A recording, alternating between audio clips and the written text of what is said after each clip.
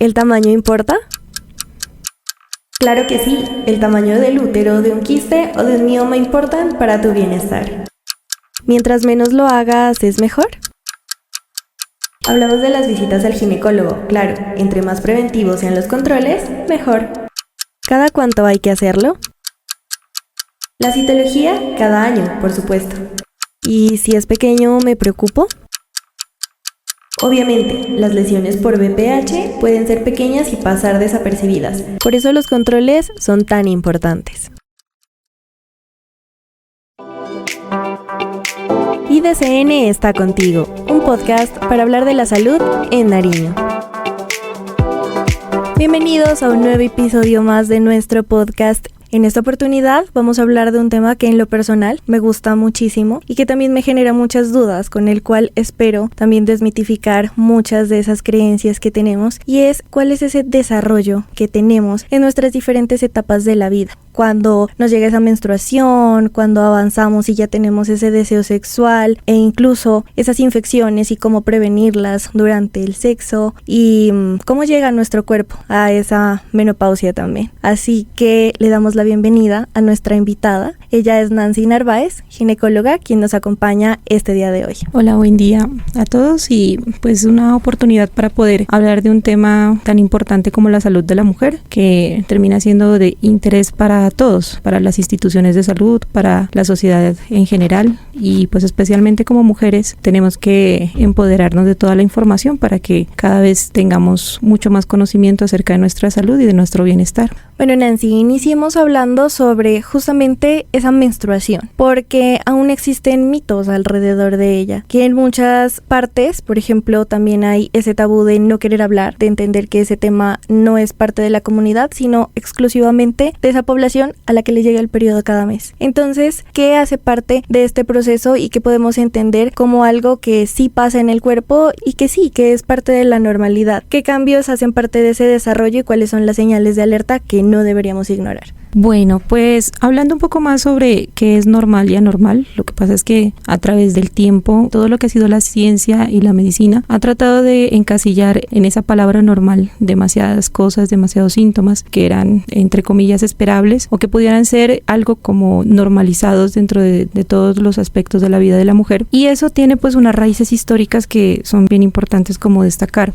Y esa normalidad o esa tendencia a normalizar ciertos síntomas hizo a que muchas de las situaciones que vive la mujer día a día relacionada con el ciclo menstrual, relacionada con la menopausia, con el inicio de la adolescencia, se tomaron como datos casi que de la rutina. Y al no saber cuál es la normalidad, digamos, no podemos tampoco destacar cuáles son los aspectos anormales en la vida de la mujer. Esa misma tendencia ha llevado a que algunos síntomas y algunas enfermedades de la mujer hayan sido subdiagnosticados o infravalorados. Entre esos, por ejemplo, el dolor pélvico, dolor durante las menstruaciones, el dolor durante las relaciones sexuales, la irregularidad menstrual, muchos aspectos que en algún momento o que muchas pacientes han manifestado durante varias atenciones que pudieron tener a lo largo de su vida, en donde se les ha mencionado que todos esos síntomas pueden ser parte de su rutina, y es ahí donde nosotros debemos de entrar a intervenir y entrar a definir qué podemos decir de lo normal y lo anormal. Solamente con lo hablado sobre el ciclo menstrual se han llegado a consensos internacionales para poder saber qué es lo que se sale de ese aspecto. Entonces, por ejemplo, la Federación Internacional de Ginecología y Obstetricia ha hecho como unos parámetros para saber, por ejemplo, qué pudiéramos decir que es normal y qué es anormal. Cuando hablamos de un ciclo menstrual normal, pues hablamos de que el sangrado que ocurre mes a mes, pero que su aparición inicialmente en la vida de la mujer está entre los 10 o los 14 años aproximadamente. Tiene una duración de entre los 3 a los 7 días, una frecuencia aproximada cada 28 días, pero que puede tener una variación entre los 5 días antes o 5 días después de la fecha esperada. Un volumen de pérdidas sanguíneas alrededor de los 5-80 mililitros, aunque eso pues nunca es un valor que nosotros lo cuantificamos en nuestro día a día, pero que hablamos de la normalidad cuando hay pues un sangrado que no es más allá del uso de una toalla femenina cada hora. Más allá de ese volumen de sangre, siempre será anormal.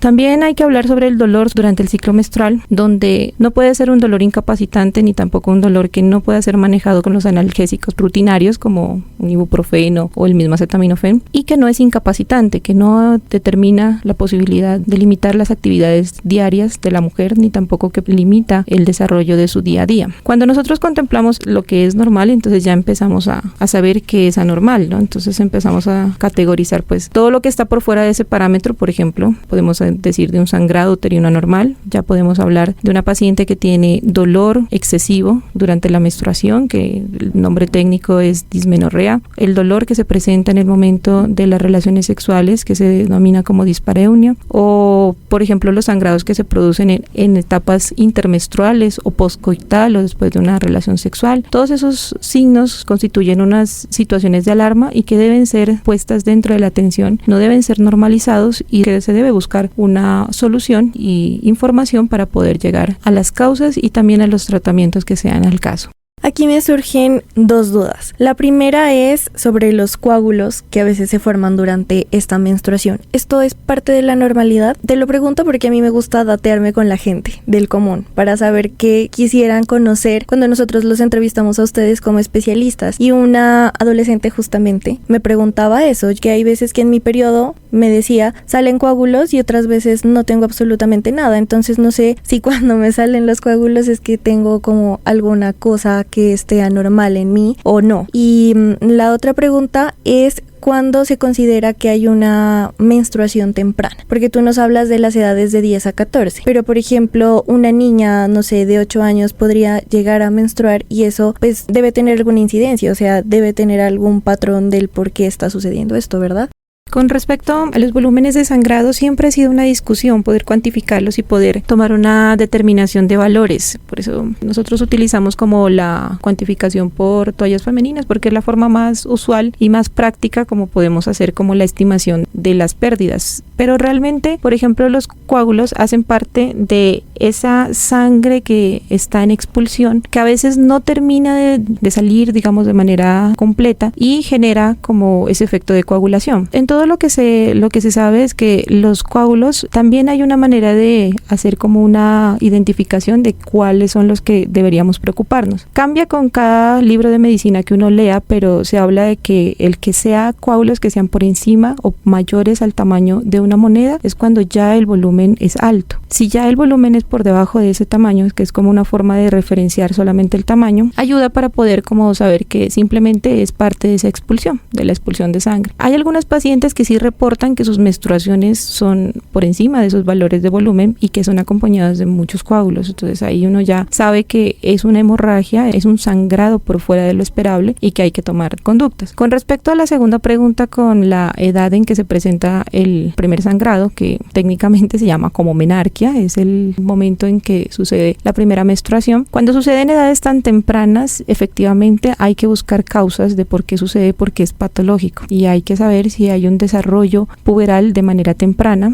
La menstruación es la consecuencia de la activación de un eje, que es el eje hipotálamo hipófisis ovario, que es un eje hormonal que viene desde el cerebro, va hacia la glándula hipófisis y va hasta el ovario y genera la activación de una serie de hormonas y de sustancias que permiten que se presente todos los cambios a nivel del útero, y eso provoca la menstruación. Entonces hay que buscar cuál es la causa. Un sangrado tan temprano no es normal y hay que buscar cuál es la razón por la cual se pueda presentar. Y en el caso del flujo, por ejemplo, digamos que pasa la menstruación, que normalmente es de 3 a 5 días, ¿verdad? Pero sigue saliendo un flujo que a veces es rosado o a veces se torna café. También eso, cómo identificar cuándo es parte de y es normal y cuándo yo debo decir, no, tal vez debo ir a la ginecóloga. Mira que esta estimación de días, a veces también hay una prolongación un poco como en la estimación, porque uno habla de 3 a 5 días, pero también se puede prolongar hasta 7, 8, precisamente por el sangrado residual que queda durante los últimos días del periodo menstrual. Por lo general el sangrado tiende a ser en los primeros momentos un sangrado que es rojo rutilante, pero a medida que va pasando los días va cambiando de condiciones, va siendo un poco más negro, más negruzco, a veces hasta el final que se torna más rosado, una mancha rosada, va y pues desaparece. Cuando el sangrado, incluyendo esos pequeños residuos o esos cambios de coloración en el flujo final de la menstruación, se prolonga más allá de ese tiempo, igual hay que categorizarlo como un trastorno dentro de la duración del ciclo, porque de todos modos quiere decir que a pesar de que es un flujo pequeño o escaso, sigue siendo permanente a pesar de que ha pasado ese tiempo de espera de los 5 o 7 días que normalmente esperaríamos. Entonces sí hay que ponerle atención, sobre todo porque habla de que hay persistencia de sangrado por encima de los parámetros de los que hablamos. También es importante ahí destacar el sangrado intermenstrual, que sucede como por ejemplo en el día 15 del ciclo, o sea, la menstruación llegó el día 1 del mes y para el 15, 16 nuevamente un sangrado. Habla de que hay también unas condiciones de alteraciones usualmente que tienen que ver con el aspecto, con la coordinación hormonal, también de la parte ovárica y de la parte uterina. También es súper importante poder identificarlo, poder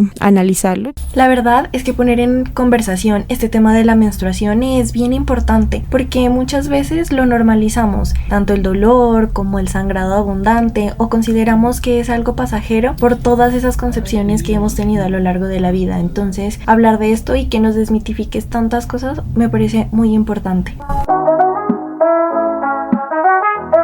Bueno, Doc, pasemos ya como a esa etapa de adolescencia, cuando empieza justamente a despertar ese deseo sexual, los cambios corporales y demás. ¿Cómo vivir un desarrollo saludable de esa sexualidad y qué cuidados deben acompañar ese inicio de la vida sexual? Bueno, cuando hablamos de sexualidad hay que tener en cuenta que la sexualidad es una dimensión bastante grande que incluye pues varias condicionantes, no solamente es como el reflejo de la corporalidad, sino que incluye otros aspectos, entre esos por ejemplo el reforzamiento de la identidad, el reforzamiento de los lazos afectivos, de los lazos de familiares. Es un periodo de tiempo en donde comienza el autoconocimiento, la autoaceptación, todo el reforzamiento de la autoestima, y es un periodo de tiempo también donde hay que reforzar el conocimiento sobre los derechos y debemos que todo ese conocimiento se vea reflejado en una buena coordinación de lo que va a ser la formación de ese concepto de sexualidad. Digamos que en lo que nosotros siempre tratamos de ser como muy incisivos es en que esa sexualidad en el adolescente debe fundamentarse en ciertos pilares, entre esos por ejemplo muy importante la toma de conocimiento sobre su cuerpo. Segundo, la toma de decisiones que sean bien consensuadas y que sean decisiones muy autónomas. Y tercero, también todo lo que tiene que ver con la prevención, en donde nosotros también como miembros del sistema de salud pues hacemos nuestra intervención. Con respecto al autoconocimiento, el adolescente durante el periodo de tiempo de esa edad en donde hay tantos cambios a nivel del cuerpo y hay una profunda transición como entre la parte física y la parte hormonal, el adolescente tiene que buscar como ese fenómeno de aceptación hacia unos cambios evidentes que están dados por esa misma activación de todas esas hormonas que llevan a la aparición, por ejemplo, de lo que conocemos como los caracteres sexuales secundarios, que es la aparición del vello púbico, del vello axilar, del crecimiento de las mamas, del crecimiento de las caderas. Todo eso tiene que ver con ese mismo efecto o con la activación de esas hormonas. Entonces, en el momento en que el ser humano entiende que su cuerpo está cambiando sin permearse por las exigencias del sistema, de las exigencias de los amigos, de las redes sociales, que fortalece su autoestima, pues también su cuerpo será bien conocido y también le ofrecerá la oportunidad de que pueda reconocer que está por fuera de lo normal, también reconocer su cuerpo dentro de lo que debe ser y de lo que no debe ser. En segunda instancia, lo que tiene que ver con la toma de decisiones, resulta que el adolescente en su desarrollo neurobiológico, nosotros somos como producto de varias funciones a nivel cerebral, entre los tomas de decisiones conscientes y razonables versus una parte de nuestro cerebro que también es un poco más emocional. En el adolescente la parte racional, que es la parte de la corteza frontal, no está totalmente desarrollada o está en proceso de desarrollo. Entonces hay muchas decisiones que son más emocionales que racionales. Entonces en ese momento es donde hay que fortalecer el fenómeno del autoconocimiento, de la toma de decisiones informadas y sobre todo lo que tiene que ver con el consentimiento sobre todo lo que se tiene que hacer a nivel de sexualidad. Saber que el consentimiento es una parte fundamental dentro de la sexualidad para saber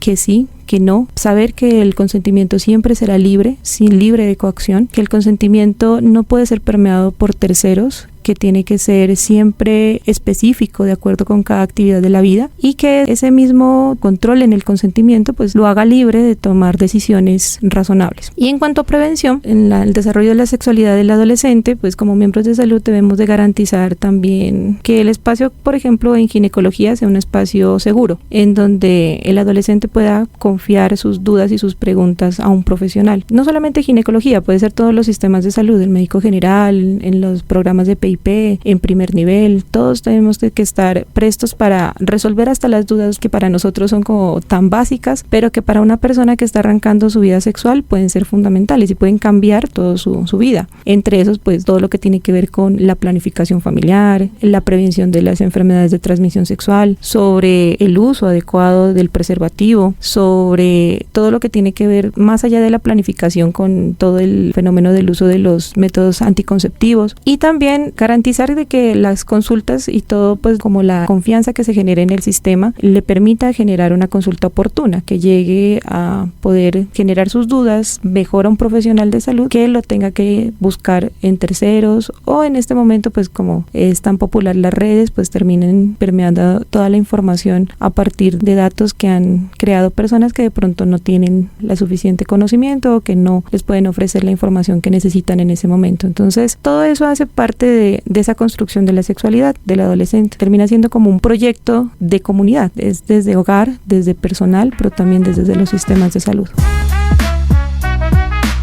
Vamos con un mito o realidad.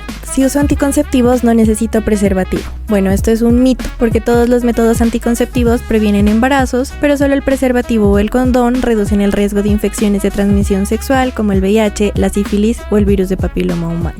De todo lo que dijiste me pareció muy importante, pues varias cosas, ¿no? Todo ese espectro que tiene que ver con el desarrollo del adolescente y también cómo se percibe, las decisiones que toma, que también en muchos casos pues se puede ver influenciado, ¿no? Como por su entorno. Y aquí quiero pasar a esto, y es que todavía existen muchos mitos alrededor del sexo y también de la sexualidad, justamente en esta etapa en la que pues están en ese proceso de identificarse, de conocerse y demás. ¿Cómo romper con esos tabúes que existen? ¿Y cuáles son los errores más frecuentes que tú, por ejemplo, has escuchado en esta población sobre consentimiento, sobre sexualidad, sobre sus relaciones sexuales?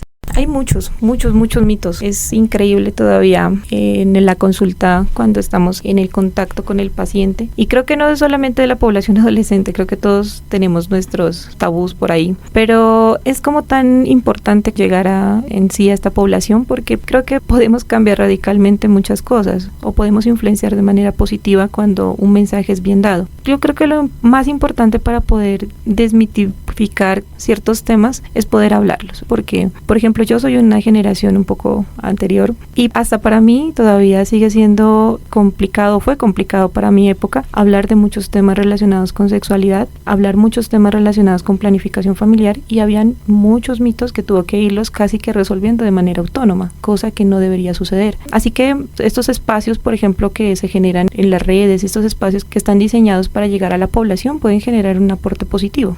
Entre los mitos que yo más he encontrado en la población adolescente, hay algunos que están relacionados, por ejemplo, mucho con las infecciones de transmisión sexual. Uno de los mitos más importantes que quisiera charlar el día de hoy es, por ejemplo, que se asume que una persona que está sana o una persona que evidentemente desde su exterior se ve bien, no tiene una infección de transmisión sexual. O sea, no, él o ella es una chica que es de colegio o es de familia tal y así, o tiene ciertas actividades, imposible que tenga una infección de transmisión sexual, y eso pues es una totalmente mentira.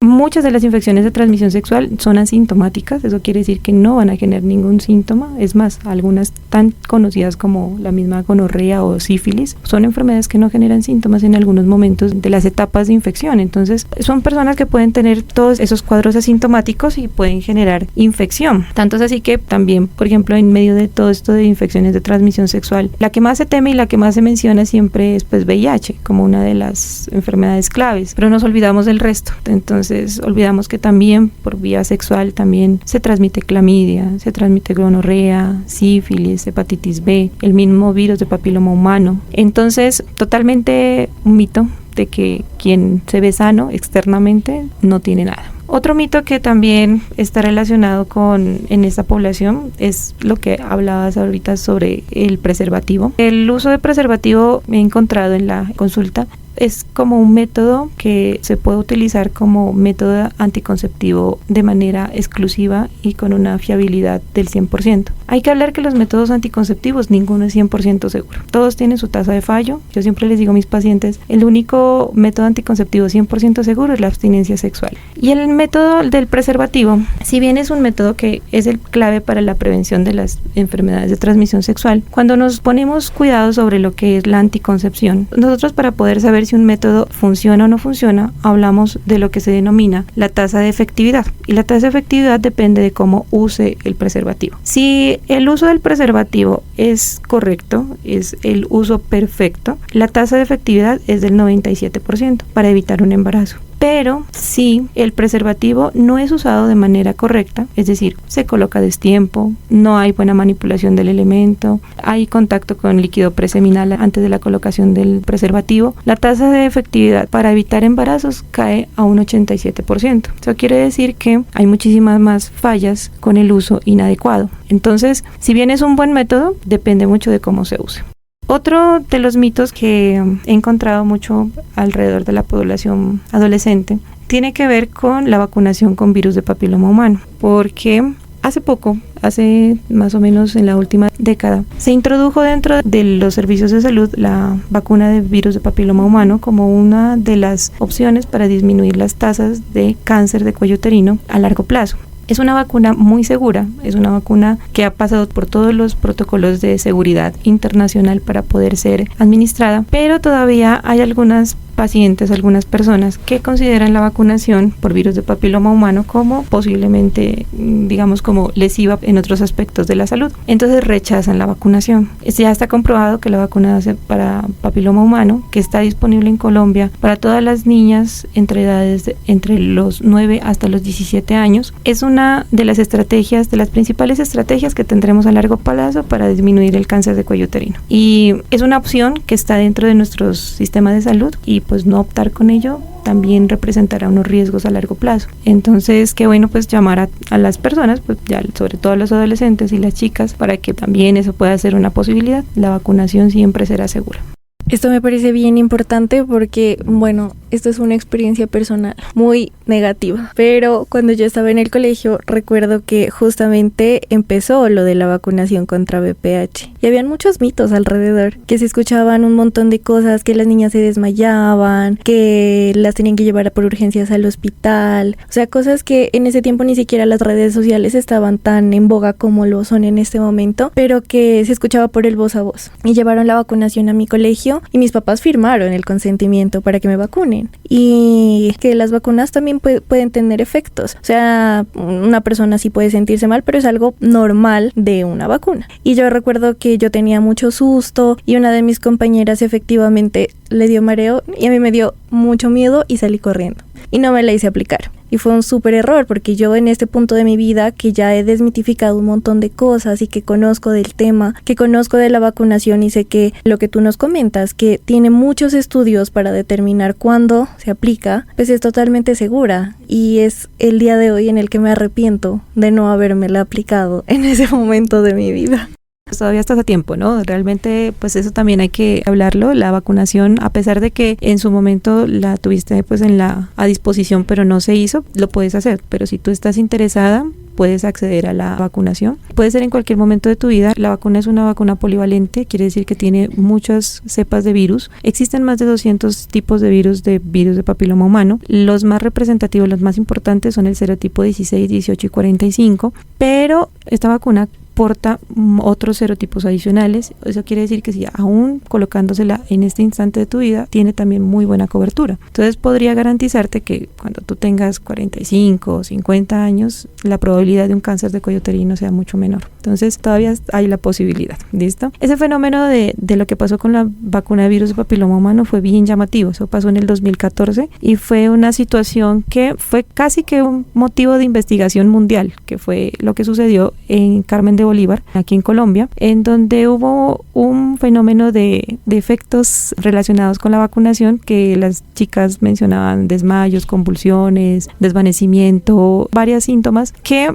obligaron a que las instituciones de salud tuvieran que hacer unas investigaciones de campo supremamente exhaustivas para poder saber qué era lo que estaba ocurriendo. Tanto así que hubo verificación internacional de ese mismo fenómeno, y con tan mala suerte con la vacunación de que para el 2014 estábamos en una cobertura de vacunación para virus de papiloma humano casi del 95-97% y cayó a un 14%. O sea, fue radical el efecto que tuvo eso con la vacunación. Entonces, ha sido un proceso. Ya ahora nuevamente, después de ya más de 10 años, mucho más de 10 años de ese fenómeno, ya se ha superado como esa fase, se superó como ese miedo que había alrededor de la vacuna y se comprobó que pues no hubo un efecto secundario relacionado con la vacuna, que hubo otras situaciones adicionales de otros contextos que no tenían que ver con la vacunación, pero digamos que aún también todavía cargamos un poco con ese temor, y por eso pues siempre tratamos de, en la consulta y pues en estos espacios también, de invitar a que se cumpla con esa facilidad. Tengo una pregunta justamente como para cerrar este tema del VPH, y es si debo hacerme, por ejemplo, en mi caso, que ya les comenté que no me hice aplicar la vacuna en su momento, y pues si ahora quisiera como adquirirla, ¿debo hacerme algún examen previo para que me apliquen la vacuna? He escuchado, no sé, aquí también podríamos desmitificar, que debería hacerme el test ADN VPH para identificar si tengo el virus o no, y posteriormente a eso, en dado caso de que no, pues aplicarme la vacuna. Realmente no tenemos como una guía para poder en cada caso, porque hay, como tenemos población vacunada, no vacunada, hay población que ha sido parcialmente vacunada, entonces pues hay varios escenarios, pero se recomienda que en los pacientes que no han tenido vacunación y que desean hacerlo, no es necesario tener una prueba de virus de VPH. Realmente, como dentro del tamizaje para cáncer de cuello uterino, se debe realizar como la identificación del riesgo a partir de los 25 años con citología y a partir de los 30 años con el test del virus del papiloma. Y para el caso de que esté interesada, pues no es necesario realizarse el test. ¿Por qué? Porque el test me va a decir si yo tengo infección por alguno de los serotipos o uno de los tantos serotipos. Pero la vacuna igualmente, a pesar de que yo tenga infección por un serotipo, me va a cubrir por muchos más. Entonces la ganancia es más que lo que se está haciendo. Entonces el hecho de también yo realizarme el test y me sale un serotipo positivo, pues no me exime de que en el futuro, porque me curo de este serotipo, pues en el futuro pueda tener infección por alguno de los otros. Así que la vacunación cumpliría esa función. Si existen dudas, asistir pues con los profesionales para orientación y también pues cumplir con todos los protocolos que hay en Colombia con respecto al tamizaje para el cáncer de cuello uterino. Ideal esto. Muchas personas sienten miedo, vergüenza o creen que solo deben ir a una cita ginecológica cuando sienten algún dolor. ¿Cuándo debe ser realmente esa primera consulta? ¿Debe ser desde justamente la adolescencia o en una edad más avanzada? Tampoco existe pues como una edad exacta en la cual uno tenga que ir donde el ginecólogo, pero anteriormente, digamos como que la especialidad de ginecología se había encasillado en que fuera solamente como de respuesta, es decir, si algo anda mal, vamos y hacemos la resolución. Pero realmente es que la consulta con ginecología es de autocuidado, es de prevención, es de consejería, entonces puede realizarse en cualquier etapa de la vida. Nosotros siempre aconsejamos que entre los 13, 15 años sería un periodo ideal para una primera consulta, porque en ese espacio de tiempo no necesitamos hacer demasiados examen físico, ser muy exhaustivos. En esas primeras consultas hacemos más un acercamiento como un proceso educativo y preventivo. Y podemos valorar, no sé, el inicio de los ciclos, el cumplimiento de la vacunación, asesoría en anticoncepción. Podemos hablar sobre el mismo consentimiento informado. Entonces, esa primera consulta podría ser clave. De ahí en adelante, en la vida de la mujer, pues existen momentos en que eso de que hablábamos de las anormalidades, pues pueden generar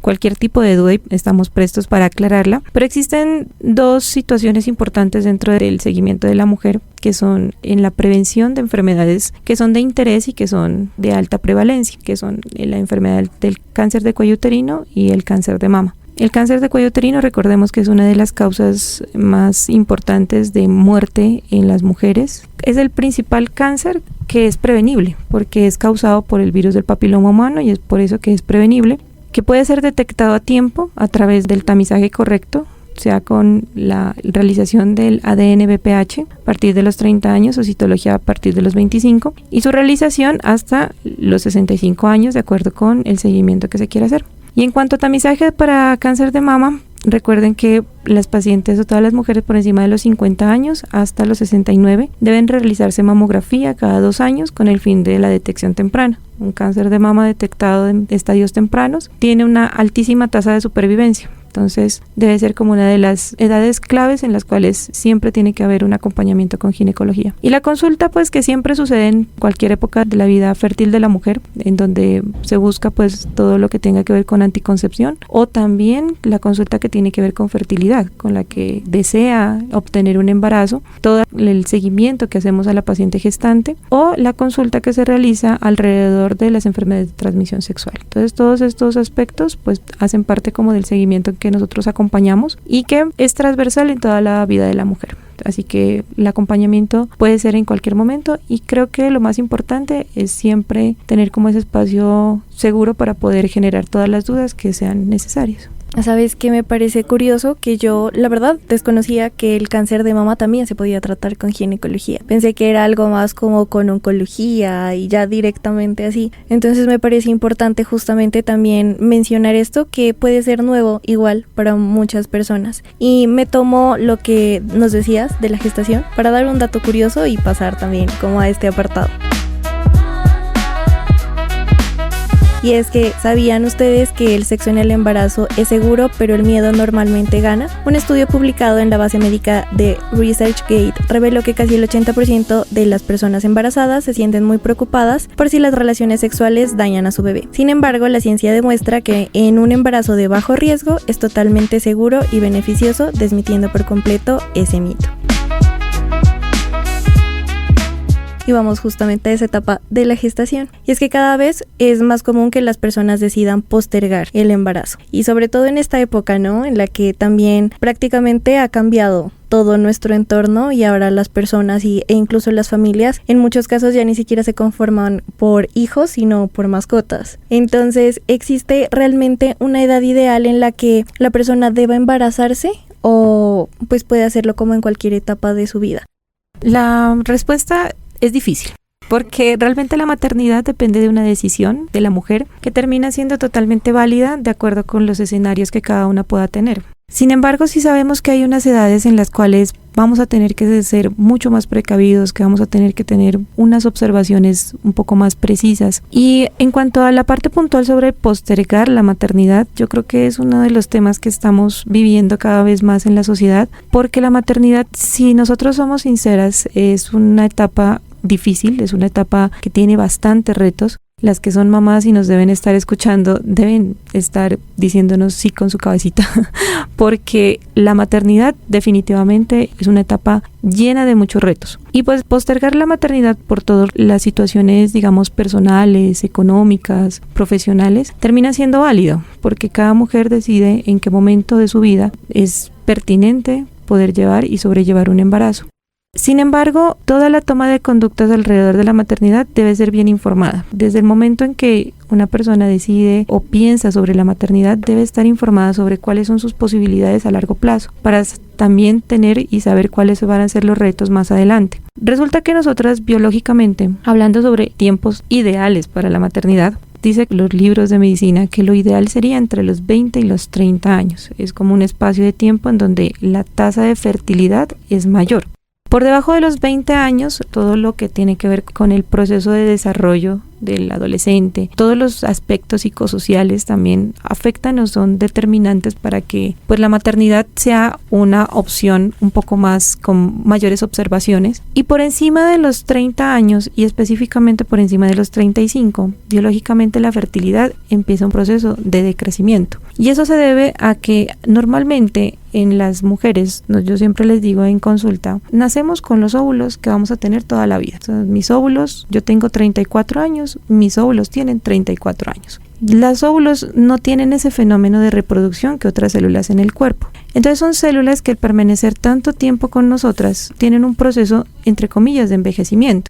A partir de los 35 años, cada vez que nosotras tenemos la menstruación, que tenemos nuestro ciclo menstrual, nuestro ciclo ovárico, en el momento de ovulación nosotros ovulamos un solo óvulo. Pero para que ese óvulo pueda salir del ovario, tienen que prepararse millones. Y esos millones en ese proceso se pierden. Entonces, con cada ovulación de cada mes, estamos perdiendo cierta capacidad reproductiva. Cuando llegamos más allá de los 35 años, disminuye en cantidad los óvulos y también disminuyen en calidad. Y por eso, a partir de los 35 años, se constituyen embarazos de alto riesgo. Segundo, a partir de los 40 años, ya hablamos de que la tasa de fertilidad disminuye radicalmente. Para que una paciente en los 25 años quede en embarazo en un mes, la probabilidad es del 25% en un mes. Para una mujer en los 40 años, la probabilidad de un embarazo en un mes es del 5%. Y por encima de los 45 años es del 1%. Eso quiere decir que la edad es un determinante. Además de que por encima de los 35 años, cuando yo hablo de un embarazo de alto riesgo, quiere decir que también, además de todo el fenómeno de disminución de la fertilidad, también aumentan ciertos riesgos durante el embarazo. Los principales riesgos son el riesgo relacionado con diabetes, de trastornos hipertensivos y también por encima de los 40 años, por ese envejecimiento del que hablamos de los óvulos, la carga genética que tienen esos óvulos ya no es la misma de cuando tenía 25 años. Ya tienen un efecto de envejecimiento. Toda la carga genética que son los cromosomas pueden tener algo de alteraciones y es por eso que por encima de los 40 años aumenta el riesgo de abortos espontáneos, que la mayoría, el 80% de los abortos espontáneos están relacionados con alteraciones cromosómicas. Y segundo, las enfermedades relacionadas con enfermedades genéticas, específicamente y la más conocida, la trisomía 21, síndrome de Down. Entonces, si bien no quiere decir que todas las pacientes por encima de los 40 años van a tener un aborto o van a tener un embarazo con una condición genética específica, el riesgo sí aumenta. Entonces, la toma de decisión frente a la maternidad por encima de estas edades debe ser bien informada. ¿Qué sería lo ideal y cuál sería el escenario perfecto? Cuando una mujer en todo su trasegar de su vida siempre nos va a surgir la duda de si queremos o no ser mamá en algún momento de nuestras vidas. Si la respuesta es un sí, saber todas estas condicionantes sobre los tiempos y sobre lo que pueda suceder más adelante para que postergar la maternidad también sea informado.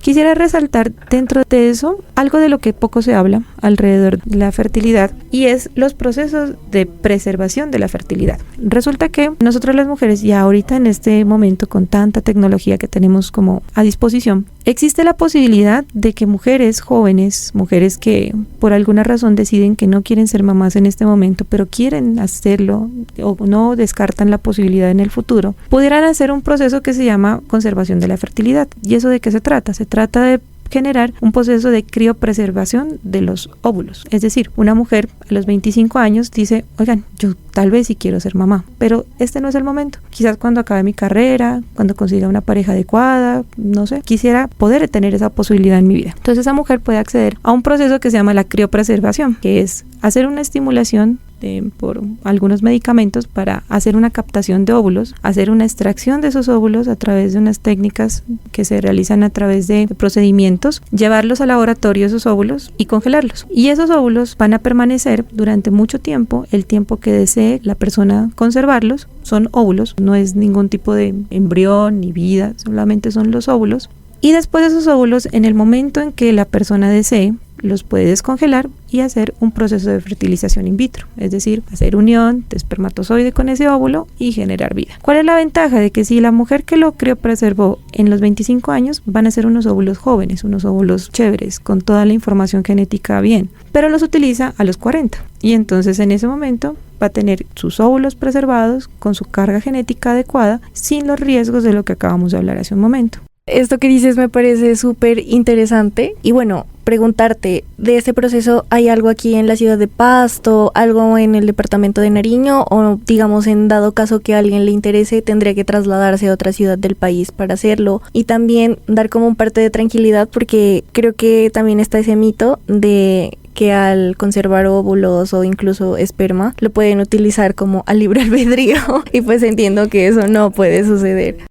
Uy, es que eso es un tema nuevo, o sea, realmente no es como muy conocido. Realmente aquí en la ciudad de San Juan de Pasto, ya tenemos una entidad que está haciendo toda la parte de fertilidad, que es Profamilia, que es una entidad que está en muchas partes de Colombia y para todos estos procesos se necesita un personal especializado, un laboratorio especializado. Existen también en otras partes del país otras instituciones que están encargadas o que tienen estas posibilidades y pues se ha convertido como en una herramienta bien interesante para las mujeres porque pues garantiza que por encima de estas edades que estamos hablando pues puedan tener las posibilidades de un embarazo sano y un embarazo con sus propios óvulos.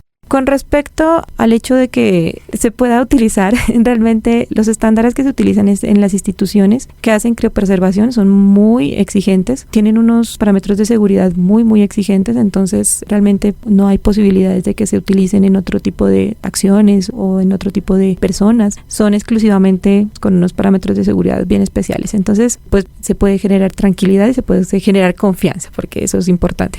Claro, es que justamente es una información nueva y que es una tecnología bastante avanzada que muchas veces pensamos que ni siquiera la tenemos porque estamos en Colombia y que solo se la encuentra en diferentes países. Nancy, ¿hay algún síntoma que muchas personas minimizan y que a ti como ginecóloga te gustaría que nunca ignoraran? Es decir, como eso no lo pueden dejar pasar por alto, por favor, vengan a consulta.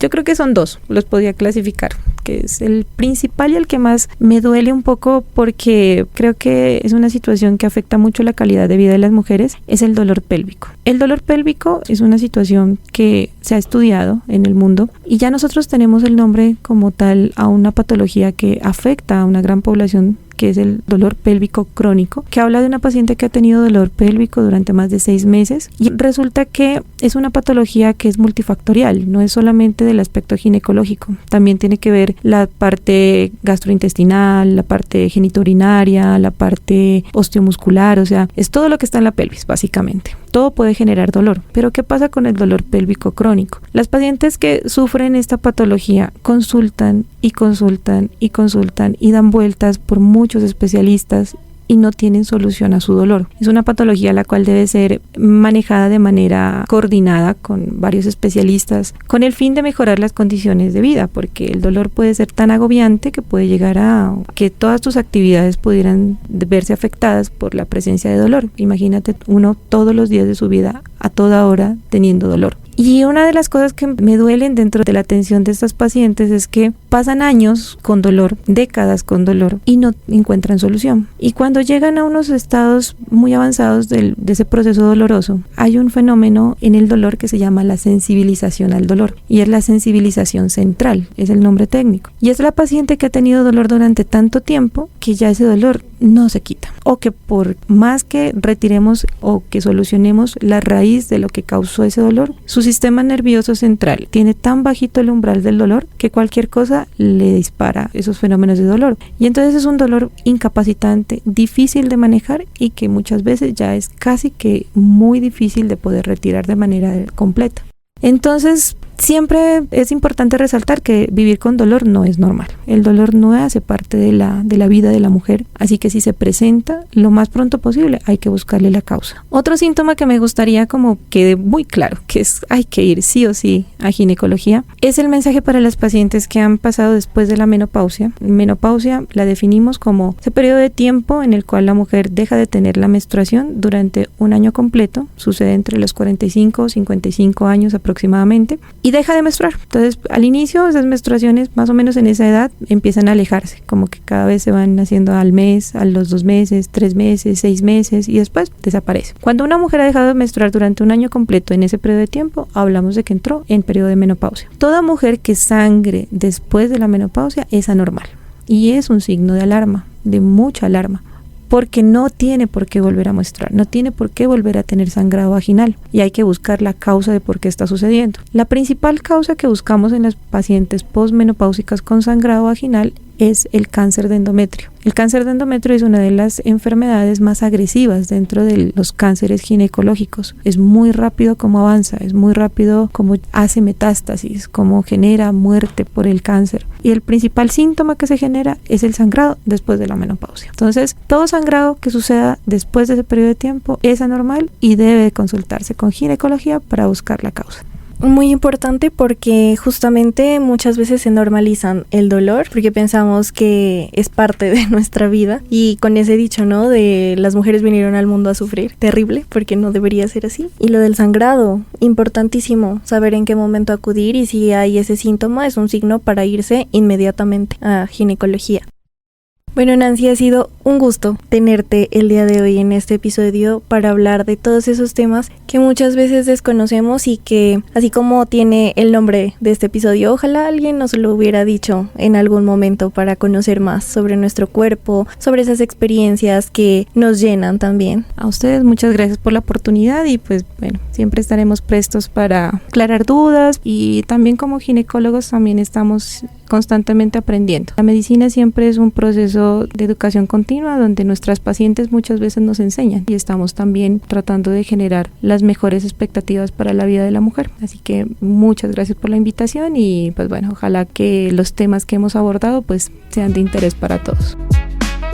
Si hoy te llevas una sola idea de esta conversación, que sea esta. Ninguna duda sobre tu cuerpo te debe dar vergüenza. Hablar de menstruación, sexualidad, prevención o salud ginecológica no es un tabú, sino una oportunidad para conocernos, cuidarnos y tomar decisiones informadas. Si este episodio te fue útil, compártelo con esa persona que alguna vez también dijo, ojalá alguien hubiera explicado esto antes.